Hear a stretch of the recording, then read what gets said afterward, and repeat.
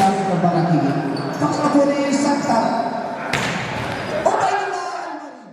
د شور او خوښیو ډکې لوبې دغه سیالۍ میاشت وړاندې د میدان وردګو المپیک بدني روزنه ورزش امریت له لوري د 50 لوبډلو ترمنځ پیل شوې وې. پایلوبه کې تنګ سټار د شهید جاوید لوبډلې ته 3 میدانونو په توپیر ماتې ورکړه.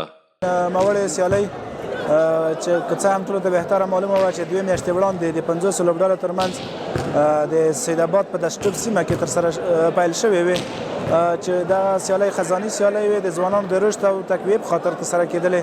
په دغه سیالیو کې چې ګڼو د والیبال ملي لوبډلې لوبغاړو هم پکې ګډون کړی و. وایي دا ډول لوبې د یووالي، اتحاد او نویو ځوانانو د روزنې لپاره ګټورې دي. حرکت لوبې چې په هر ولایت کې جوړېږي د ځوانانو لپاره ډېرې مهمې دي.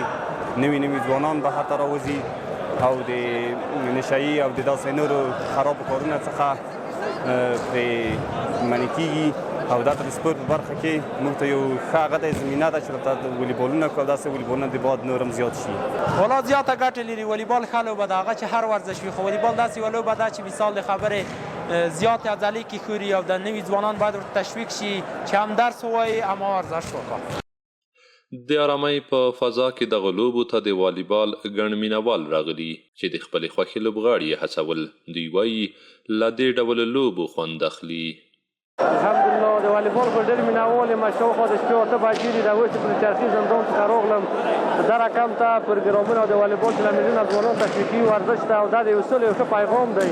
تقریبا د شپې 8 بجې پر چرخي زندان څخه زه د شب په خاطر دلته راغلم چې دغه لوبه وګورم. په دغه لوبه کې د افغانستان ملي ستوري هم شته. د افغانستان د ګډ نه خلک دلته راغلي دي.